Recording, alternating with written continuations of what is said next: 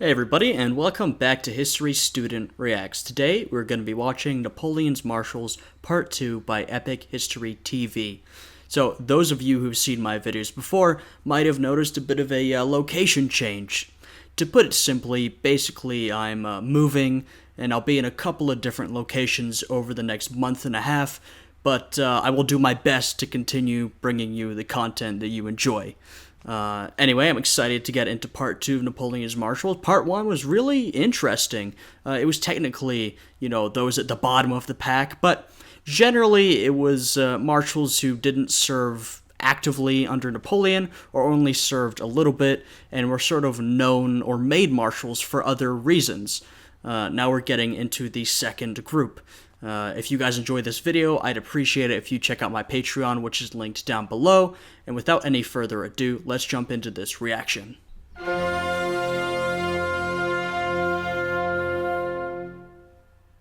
Terror belli, decus pacis. This intro again. Terror in war, ornament in peace.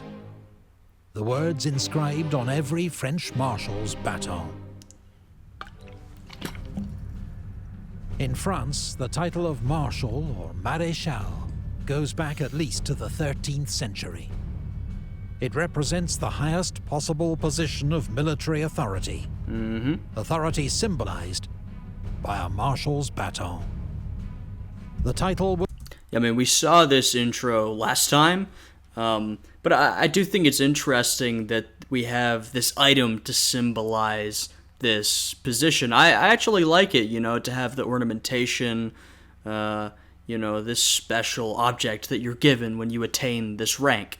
There's something a little cool to it, was abolished during the French Revolution as incompatible with the egalitarian spirit of the age.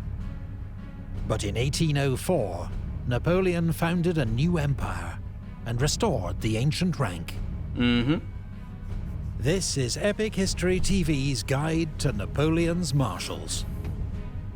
All 26 have been ranked according to our own evaluation of their achievements as marshals, with expert guidance from retired Lieutenant Colonel Remy Porte, former chief historian of the French Army.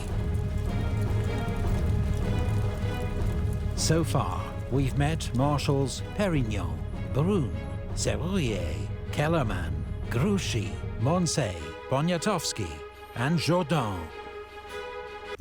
And like I said, of these, Grouchy was the only one who had, a bad reputation based on a pretty serious mistake he had made. Even though he generally had a successful career, the rest of these guys were placed at the bottom more because they were sort of political picks. They didn't serve too much under Napoleon, or for several reasons, not necessarily due to their own failings. Although, like I said last time, I guess we shouldn't be so surprised since these were all, French marshals, so they all made it to that high position. There's got to be some reason they were put there. Before we begin, a big thanks to our video sponsor, Displate. Alright, so you guys know the deal. Go and check out Epic History TV's video, which is linked down below. Go and check out their sponsor, which they'll have linked in the description of their video. Go give them a like, go show them some love, go and give them some support, basically, for making these fantastic videos. 18. Marshal Bernadotte. There's a familiar name.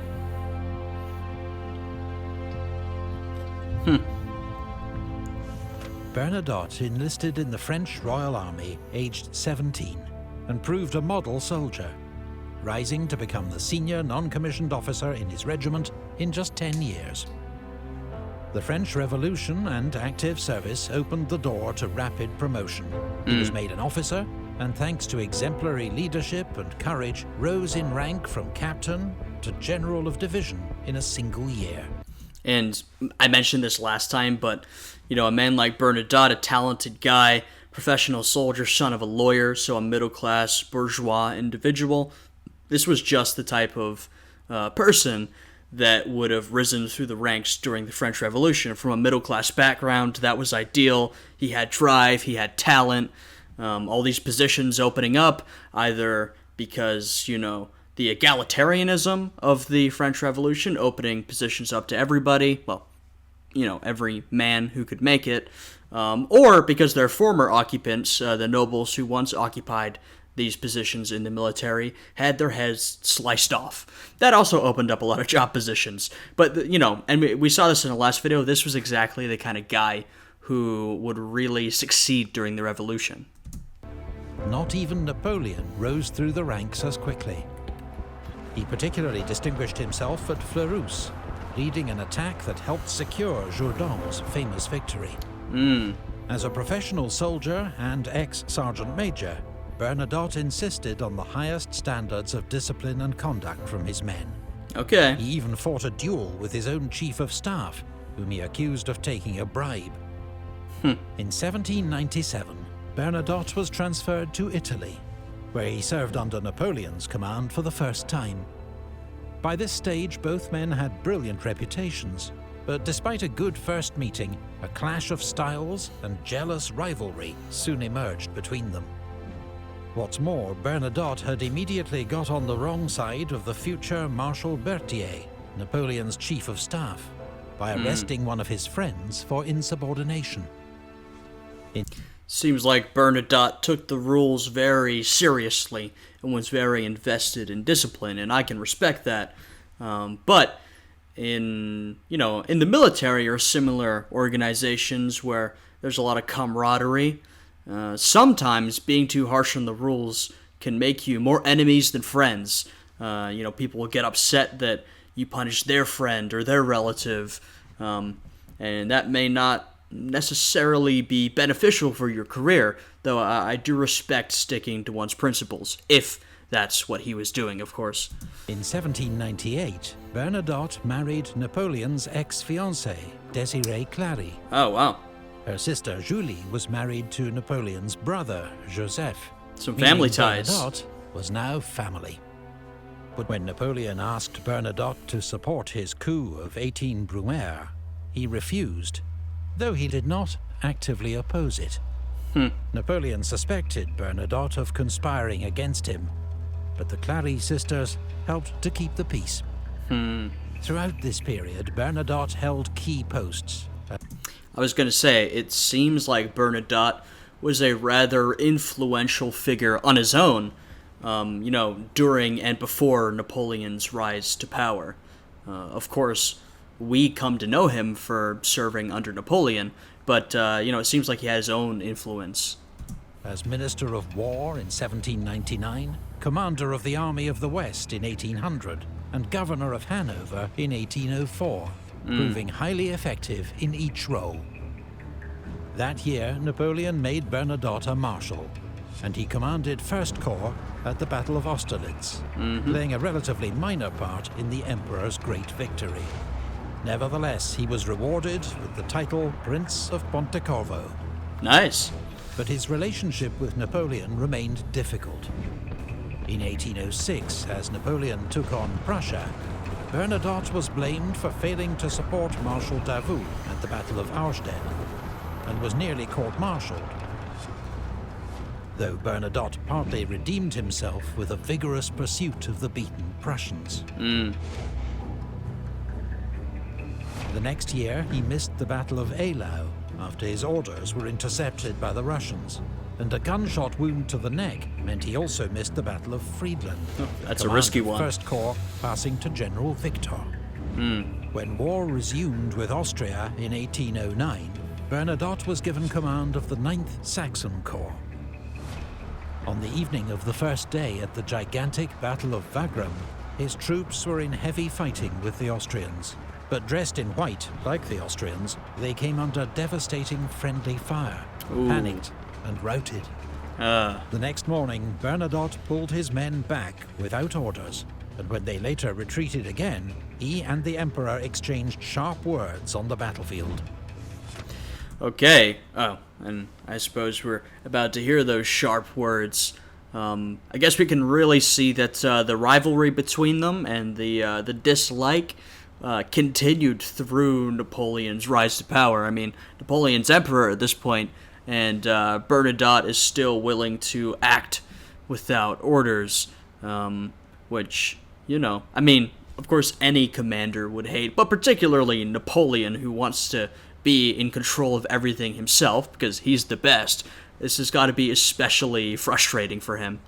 Bernadotte then issued a proclamation to the Saxons praising their conduct and outraging Napoleon.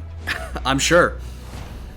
Bernadotte was sent in semi-disgrace to the Dutch coast to oversee the defeat of a major British landing at Walcheren. But another triumphant proclamation, effectively publicizing the strength of his forces, further infuriated Napoleon. In an unlikely twist of fate in 1810, Swedish politicians invited Bernadotte to become Crown Prince of Sweden. The current king was old and childless, and Bernadotte was a proven general and administrator, member of the French imperial family, and well regarded by Swedish army officers, who remembered his fair treatment of Swedish prisoners 3 years earlier in Pomerania.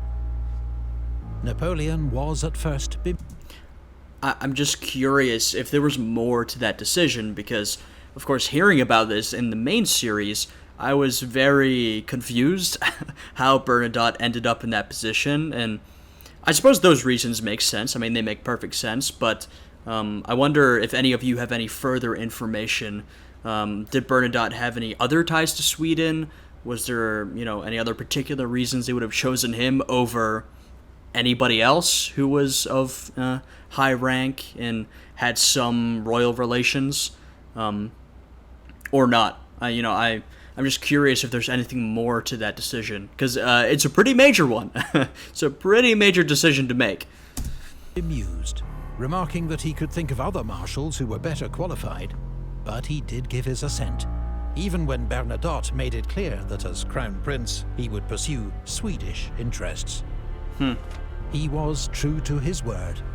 Yeah, and that's something else I found very interesting, because, of course, since the 1790s, France has been basically setting up puppet governments across Europe, often in the guise of liberating countries or setting up democracies or whatever.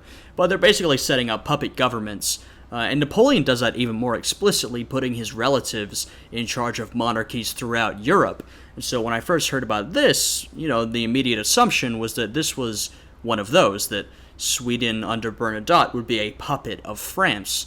But it does seem like, interestingly, Bernadotte held to his word and did act somewhat independently, leading the country. 3 years later, with Napoleon on the ropes after his disastrous invasion of Russia, Crown Prince Bernadotte brought Sweden into the Sixth Coalition and declared war on France.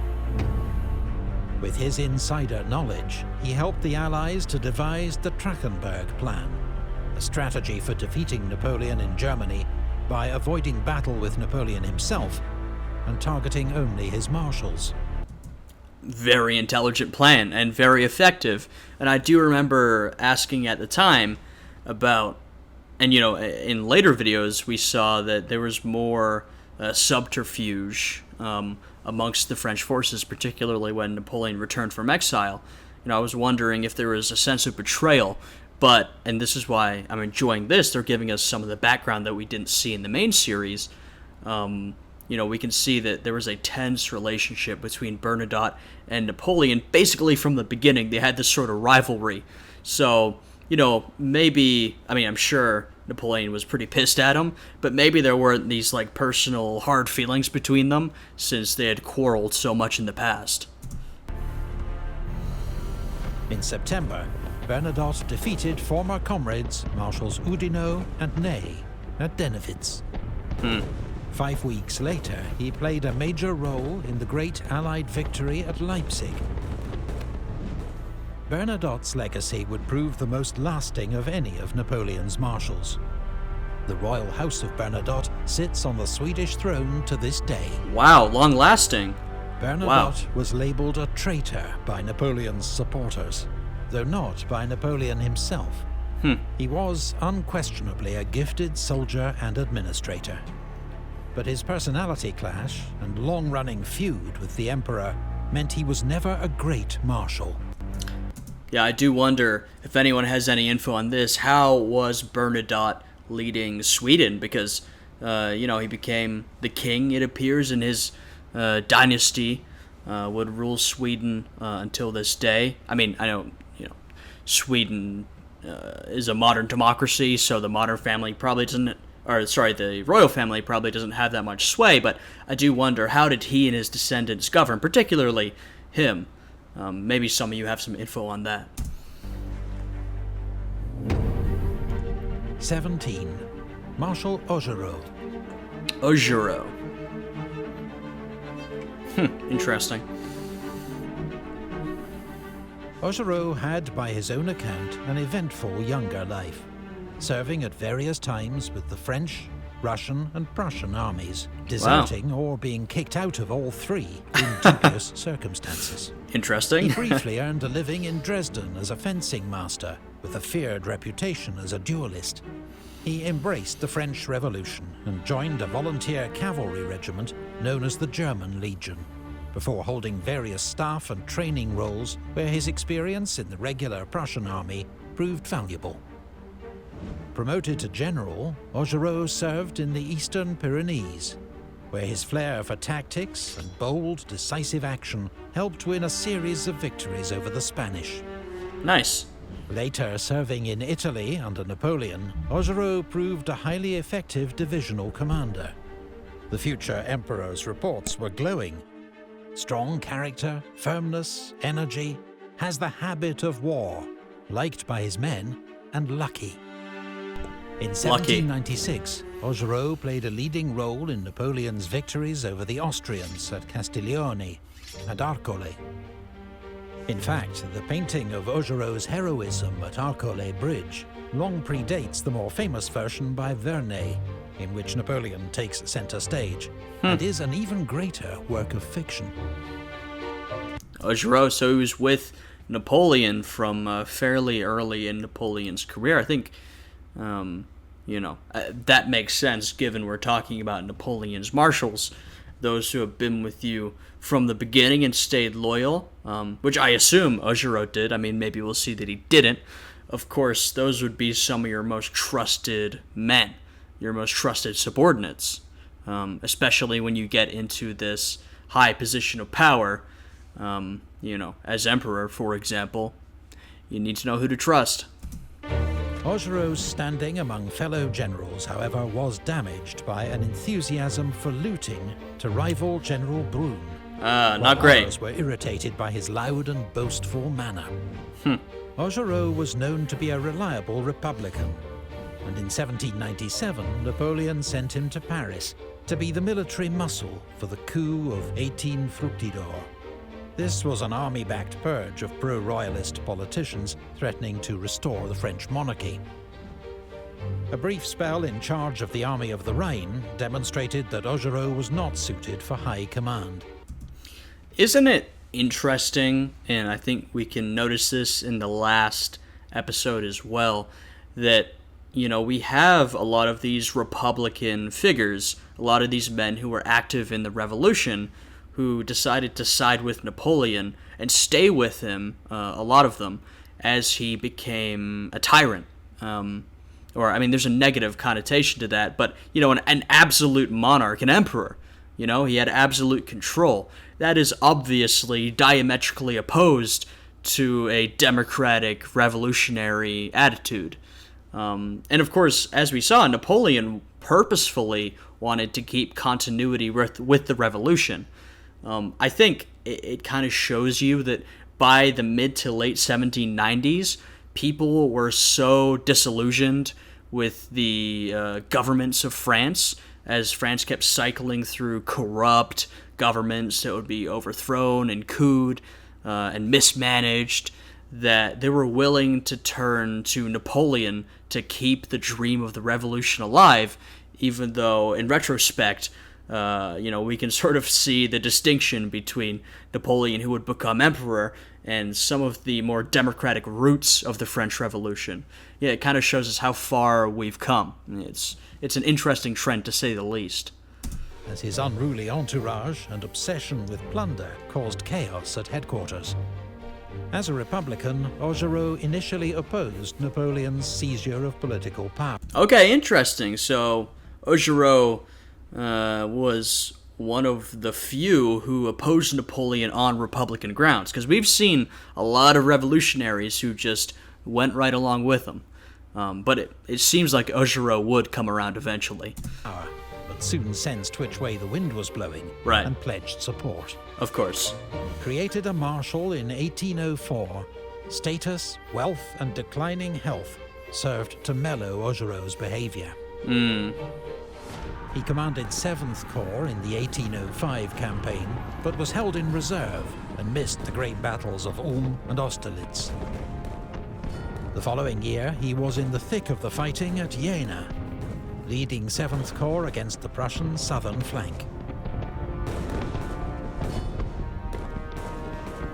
At Eylau in 1807, Augereau was so ill he had to be strapped to his horse, but led 7th Corps into battle in terrible winter conditions. Yikes. Ordered to advance, his corps lost its way in a blizzard, was mown down by Russian guns, charged, and virtually destroyed. Augereau himself was hit and crushed under his own horse. Oh, man. He returned to France to recover. Wow, he but survived. Was never the same again. His energy and zeal were gone. Okay, so this seems like another figure who was more active pre-Napoleon, or pre-Napoleon's rise to power, than he was post. Seems like he was already declining, and then that battle really did a number on his health. So another guy who is fairly low on the list, not necessarily due to like massive mistakes, but just due to sort of lack of action due to declining health and perhaps a crushed spirit. During Napoleon's war in Spain, he was sent to replace Saint-Cyr as commander of the Army of Catalonia. He completed the grim 7-month siege of Girona, but was soon replaced by MacDonald for his lackluster performance. In 1812, Augereau commanded depots and reinforcements in the rear, as the Grande Armée marched to its destruction in Russia. However, at Leipzig, he was briefly back to his best, inspiring his small corps of conscripts to fight for several key villages in the south in the face of relentless Austrian attack. All right, fair enough. In 1814, Napoleon gave Augereau command of the Army of the Rhone, but he surrendered Lyon without a fight, and on news of Napoleon's abdication, denounced his former emperor. Wow. As a man who, having sacrificed millions of victims to his cruel ambitions, has not known how to die like a soldier. I wonder why they ended on such a sour note. Was it just due to Augereau's career declining? Maybe he blamed some of that on Napoleon.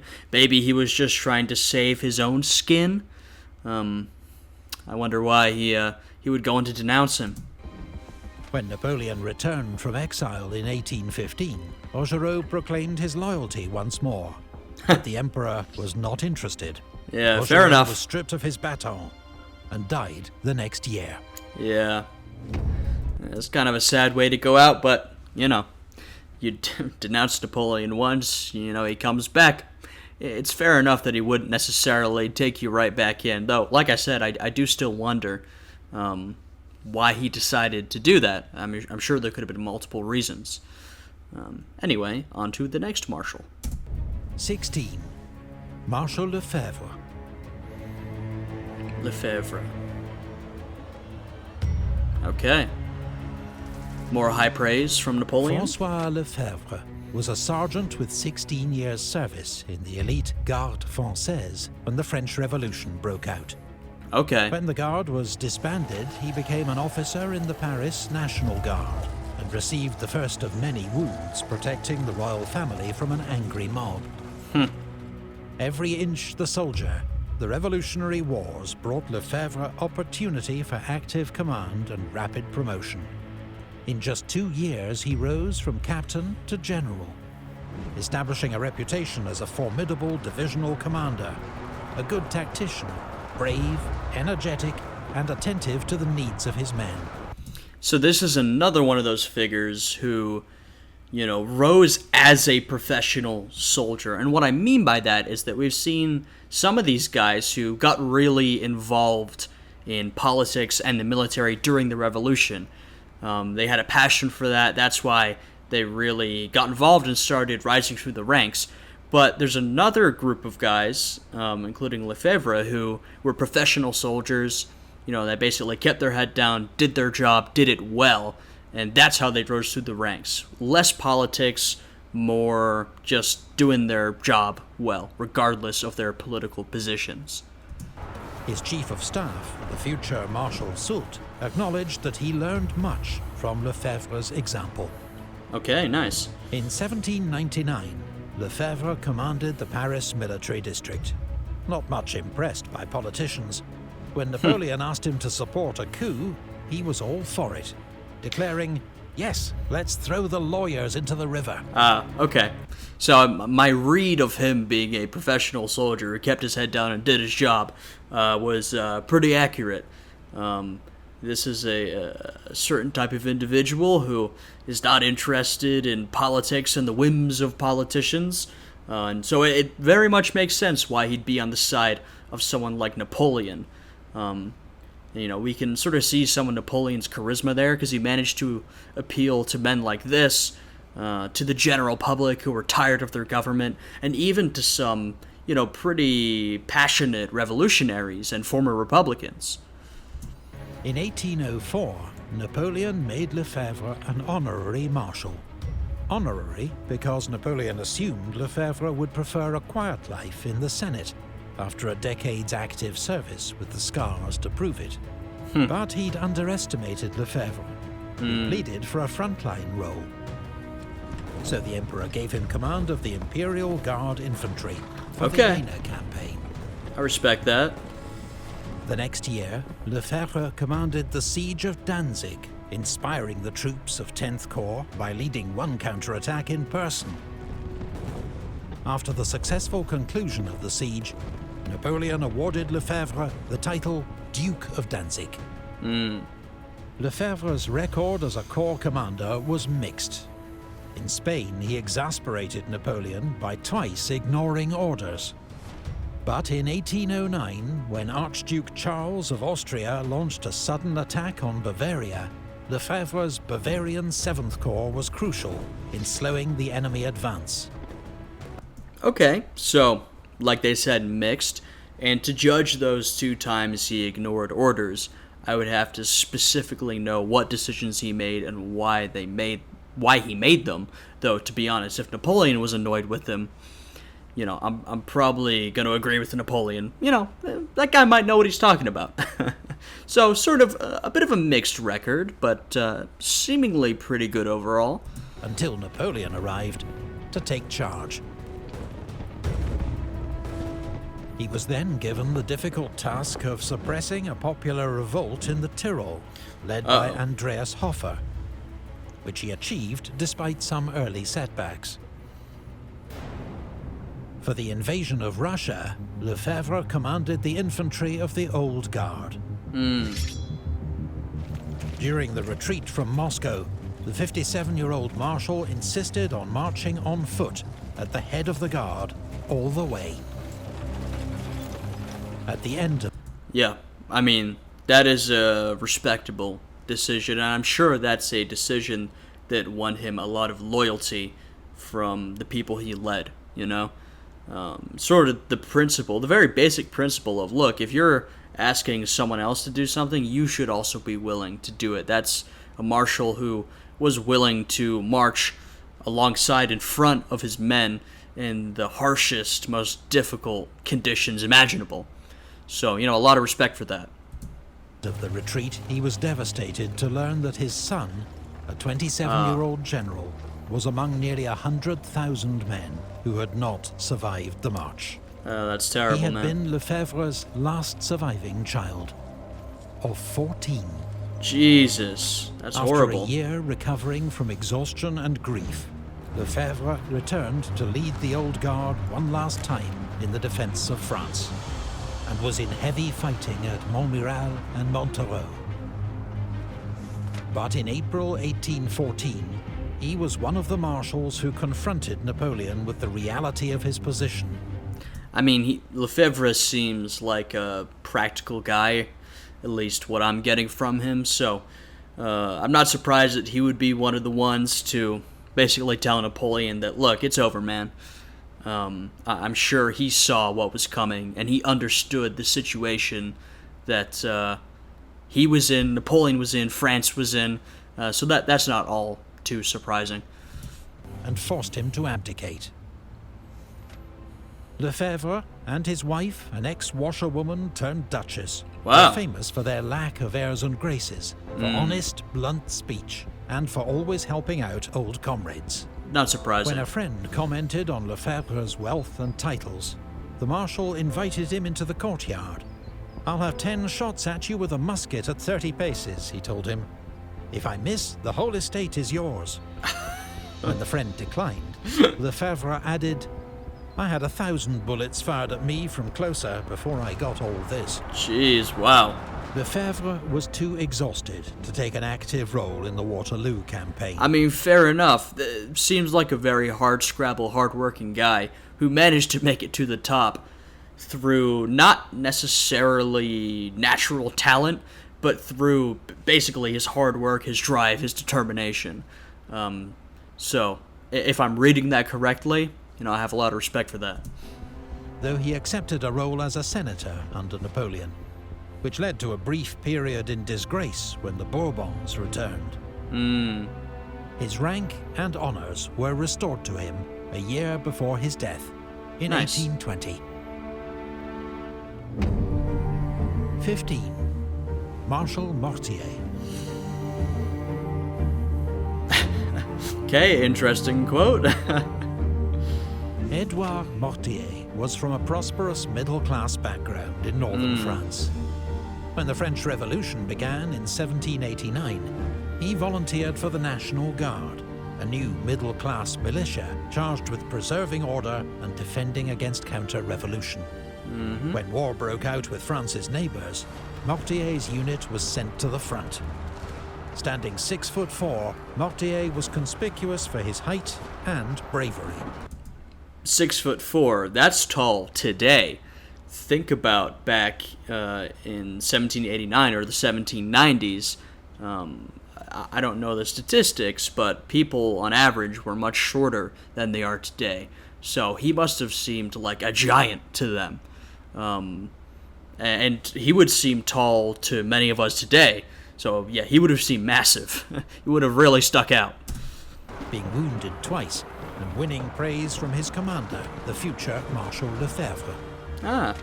In 1799, Mortier fought under General Massena's command at the Second Battle at Zurich, helping to defeat the Russians and winning promotion to the rank of General of Division. Mortier then spent 3 years commanding the Paris military district.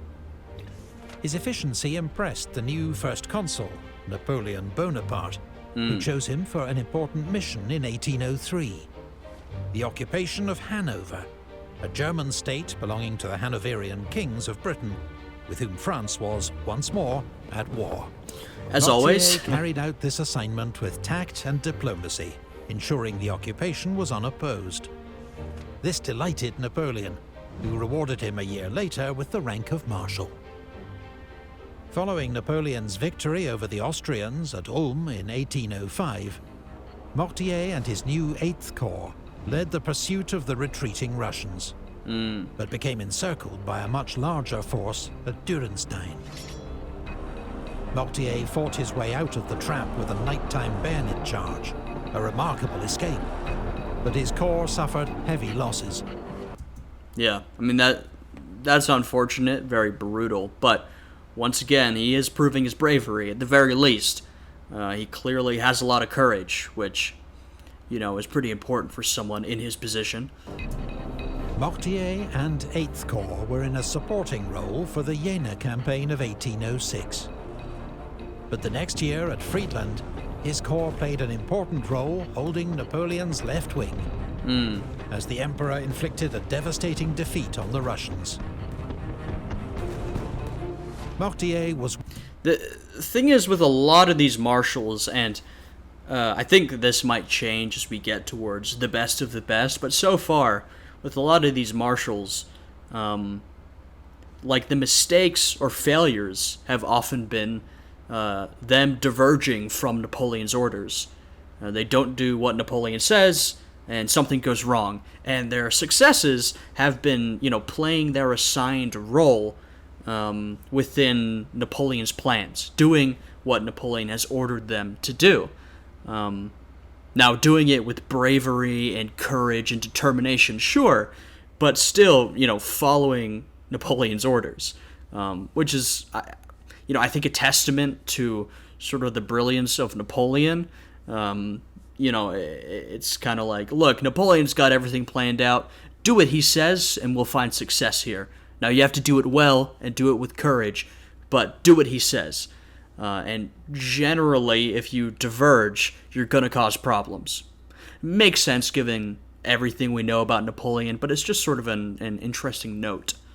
Well liked by all, and almost uniquely did not engage in feuds and rivalries with the other marshals. Wow, likable guy. Was a particular friend. In East Prussia, their party trick was to snuff out the candles with pistol shots. They always paid generous compensation for damage caused. Of course. In 1808, Mortier joined Napoleon for the invasion of Spain and commanded 5th Corps at the brutal siege of Zaragoza. He then helped win a series of victories over Spanish forces, including the crushing victory at Ocaña, operating alongside another friend, Marshal Soult. Mortier was recalled to France to organize and train the Young Guard, a new junior unit of the Imperial Guard, made up of the best conscripts from each year's intake. Mortier led the Young Guard in Russia in 1812, but was powerless to prevent the Corps' destruction on that campaign. Yeah, I mean, nothing he could do. And that's just gotta be brutal to witness. This Young Guard, these bright, young conscripts, the best of the best, and they're taken to Russia to freeze, starve, and wither away. I mean, that's gotta be a pretty, horrifying sight to see. But that's true of pretty much the whole Russia campaign, so nothing new. First through exhaustion and disease on the march to Moscow, then on the retreat, where his surviving troops were effectively sacrificed to hold open the road at Krasny and allow the army's escape. Jesus. Mortier continued to command the Young Guard during Napoleon's campaigns in Germany and France, and was never far from the action. At Lutzen, he was trapped under his wounded horse, was in heavy fighting at Leipzig, and had his hat shot through outside Paris. Always in danger. In 1814, the final defense of the French capital fell to troops under Mortier and Marmont, with support from Marshal Moncey's National Guard. Right. Mortier told his men, "We have not enough troops to resist their large armies for long, but today, more than ever before, we are fighting for our honor." When Napoleon returned from exile in 1815, he wanted Mortier to resume his customary role at the head of the Young Guard, but a severe attack of sciatica prevented him joining the Emperor at Waterloo. Napoleon never regarded Mortier as suitable for major independent command, but his loyalty and conduct were always beyond reproach. Yeah, I mean, he seems loyal, brave, daring, perhaps not tactically or strategically brilliant, but, you need men like this in that position. You also need some men of brilliance to act independently sometimes, but they're rare. More commonly, you need, brave and loyal men like Mortier. He went on to serve the restored monarchy as ambassador to Russia and briefly minister for war. In 1835, he was riding beside King Louis-Philippe in a public parade when an assassin opened fire with a homemade multi-barreled gun. The king received a minor wound, but Marshal Mortier and 17 others were killed. Wow. Interesting. I saw on his sheet that he was assassinated, and I wonder why he had been targeted. But what we're seeing here is that he wasn't. It was Louis Philippe that was targeted, and Mortier and many others took the brunt of that assassination attempt. Marmont. 14. Marshal Marmont. Another very familiar name. Wow. Quite the quote. Marmont, like Napoleon, was a trained artillery officer and met the future emperor for the first time at the Siege of Toulon. Okay, another figure who had been, or at least had met Napoleon very early on in his career. Where Napoleon made his name. Right. They formed a friendship, and when Napoleon was given command of the French army in Italy, he took Major Marmont with him as an aide-de-camp. Marmont distinguished himself at several of Napoleon's early victories in Italy, and was commanding his own artillery regiment by the age of 23. Wow. As part of Napoleon's inner circle, Marmont accompanied him on his expedition to Egypt in 1798, fighting in the battles of Alexandria and the Pyramids. Naturally, he backed Napoleon's coup of 18 Brumaire, as Napoleon overthrew the Directory and made himself first consul of France. So, truly someone who was with Napoleon from the beginning, and accompanied him through every step of Napoleon's early career, including, the invasion of Egypt, which I've got to learn more about that because I really know nothing. I know very little about Napoleon's earlier career, his campaigns in Italy and in Egypt, and the whole situation in Egypt seems like quite the random escapade. So, yeah, I'd be interested to learn more about why that happened, what the purpose was. I know, or at least I think it didn't go, so well for Napoleon, but I'd be interested to learn a little bit more about that. 6 months later, Napoleon led an army over the Alps into Italy. It was his artillery commander, General Marmont, who figured out how to get the cannon through the mountain passes using man-hauled sledges. Okay. At the ensuing Battle of Marengo, Marmont's skilled handling of the artillery helped Napoleon to win a decisive victory over the Second Coalition. 2 years later, Marmont was made Inspector General of Artillery, working with Napoleon to implement reforms that improved firepower, mobility, and supply. Okay, Marmont seems like a pretty intelligent guy. Seems like he definitely has ideas of his own, and a fairly influential figure, particularly in artillery of this era. Marmont was bitterly disappointed not to be among the first marshals created in 1804. But he was still only 29, and Napoleon assured him that time was on his side. He was further frustrated in 1805, when his corps was sent to guard the army's strategic southern flank, and so missed the great victory at Austerlitz. Yeah, I mean, look, you've got to do your job, and, every leadership position is important, even if you're not at the big battle, but I can understand why Marmont would be frustrated and why he would be frustrated not being made a marshal immediately, given, his loyalty to Napoleon and his service under Napoleon. He had been serving under Napoleon for years at this point. Seemingly, he had been performing well. He'd been an influential figure in Napoleon's rise, so I can definitely understand his frustration in that moment. The spoils of that war included Dalmatia, which Marmont was sent to govern in 1806. Though he lived in extravagant luxury, his reforms and infrastructure projects were so effective that even the Emperor of Austria later admitted, "It's a great pity that Marmont was not in Dalmatia 2 or 3 years longer." Okay, so once again, a seemingly capable and intelligent guy, a capable administrator.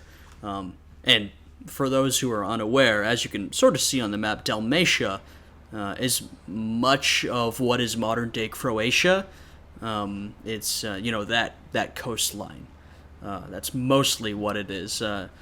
There's some other countries, but that's what we would call Dalmatia today.